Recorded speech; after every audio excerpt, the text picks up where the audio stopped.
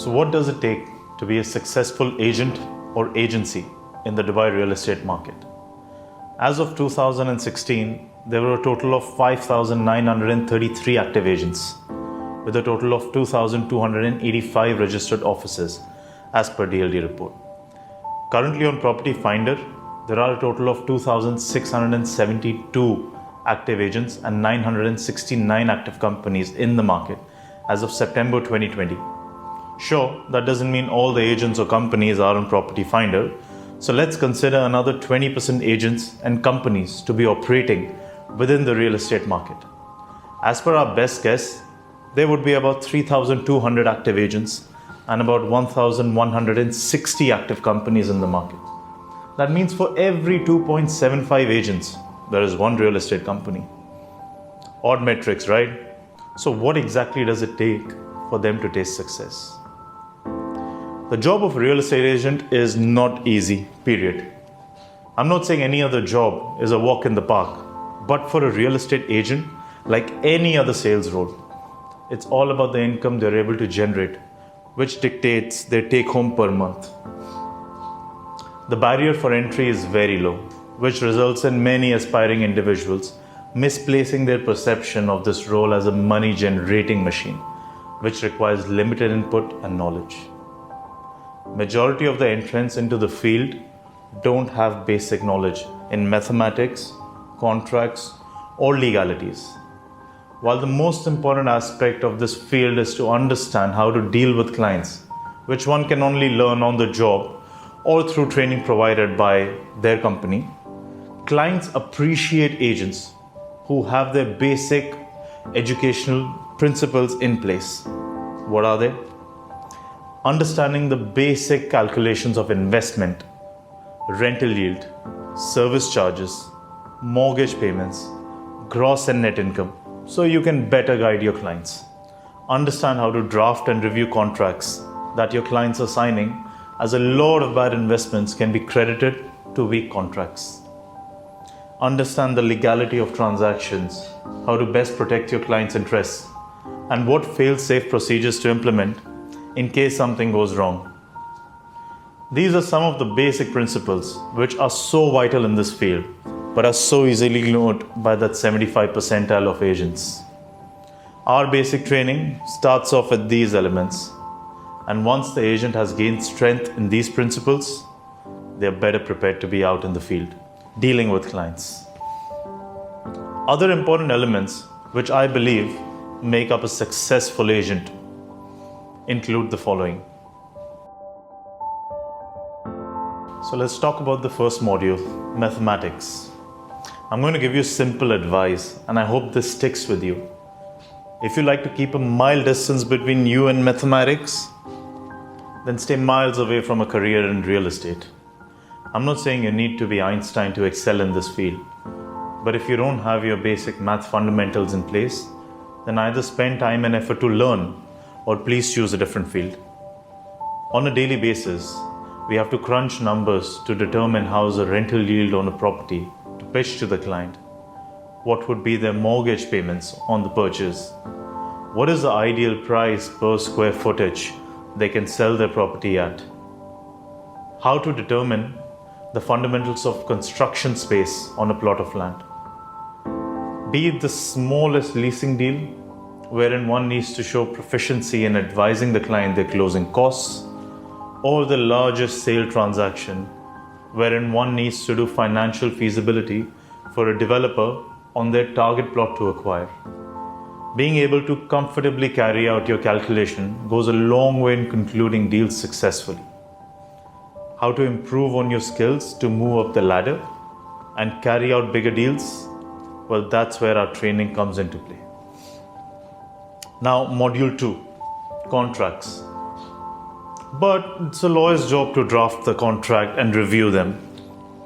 This is what people used to the Western real estate market generally say.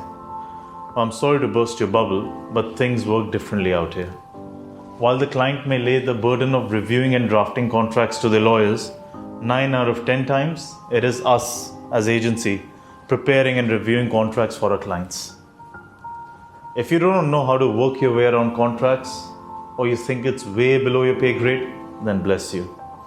Clients trust you with taking perhaps one of the most important decisions of their life.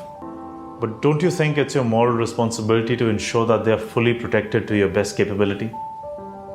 Being able to spot wherein there are difficult clauses which go against your client is vital, and you will only be able to improve your skills therein benefiting the client through repetition of contract review and asking yourself, what could go wrong? How to spot these points and aim to eradicate them to ensure your clients have a smooth transaction? Well, that's where our training comes into play. Now the third and the final module, legality. When you enroll into the course to become a certified real estate agent, one of the primary modules is legal. But the 75 percentile of agents forget this module once they step into the real world. Legality around real estate doesn't only mean which area can a client buy in or how are they protected from other landlords. It also covers how one should ensure a sale transaction wherein the seller has a tenant not willing to vacate and the buyer is an end user to whom a tenanted property is not beneficial.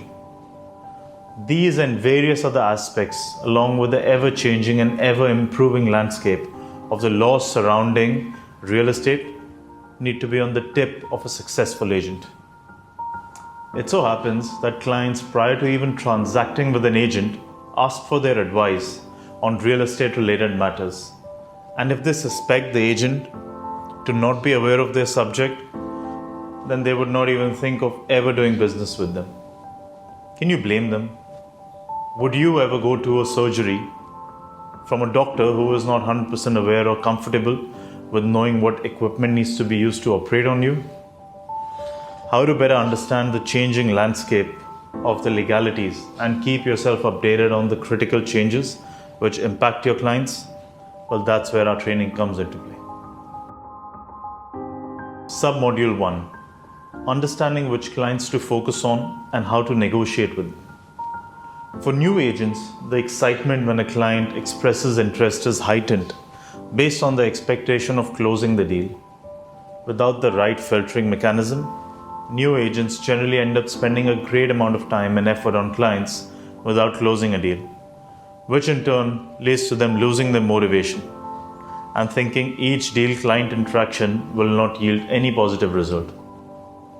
This thought process can be attributed to majority of agents failing in the market and deciding to give up. The best way to combat this is to understand how to qualify your clients so you can focus on the clients who are serious and with whom you have a higher chance of closing deals. This qualification requires putting across questions to your clients to better understand their requirements and also assessing how to best negotiate with them and represent them in order to conclude the deal.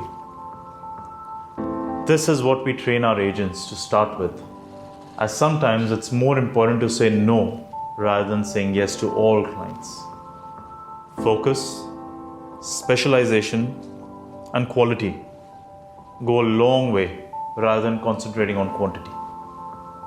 Submodule 2. Understanding how to determine ideal investment or end user property. When dealing with buyers, one must understand what their target is, and only then can they best source deals for their clients. If someone is buying to live in the property, then the locality might hold vital importance, such as proximity to shops, school, restaurants, hospital, or kids' play area.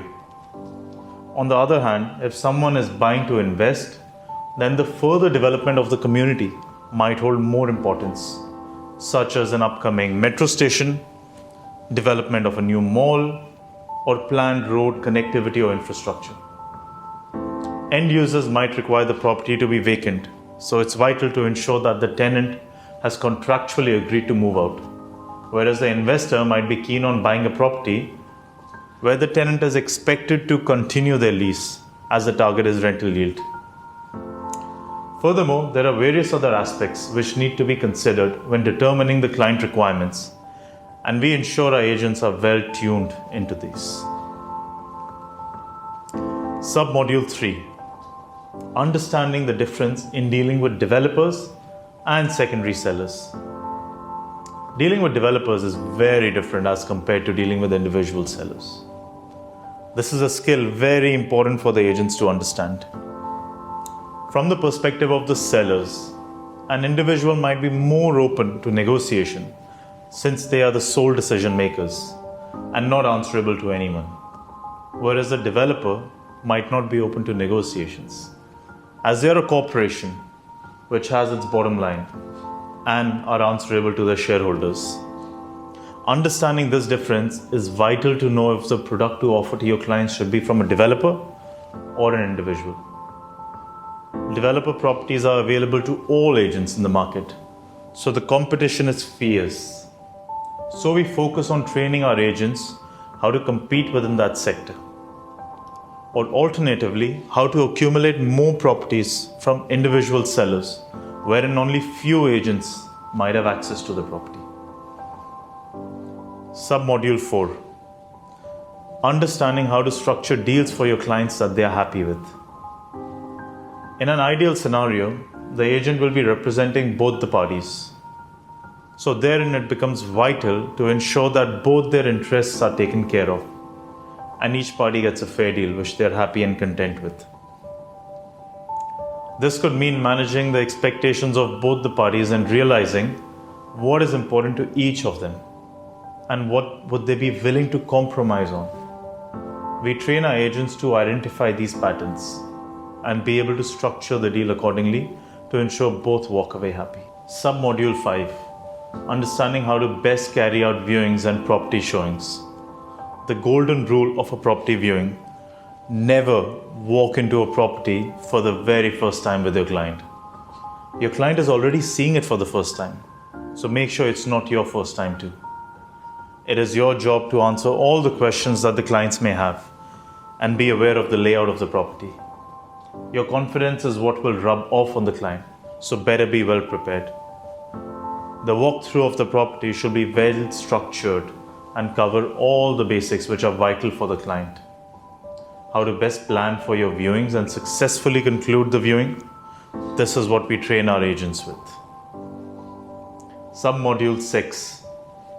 Understanding how to best approach clients to obtain exclusive listings. In the real estate business, having good control over your properties is already half the job done.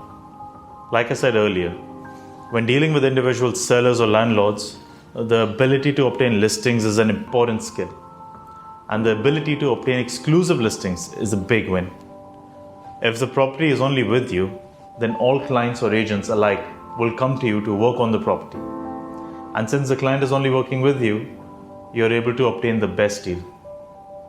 What are the steps to ensure the client is willing to give you exclusive listings? Well, you know the answer to that. So are you keen on learning more about the modules to become a better agent? Subscribe to our channel page and sign up for our classes to get a one-on-one training. In the training, we will also discuss a bonus module, which in itself is a skill to master: property marketing. Without the right application and procedures to market your property, you're going to be limited to your clients. Sitting in Dubai, I'm sure you want to attract clients from across the globe. And this will boil down to marketing skills, be it across social media, property portals, Google, or any other medium of your choice. We show our agents how to best utilize them to obtain maximum exposure.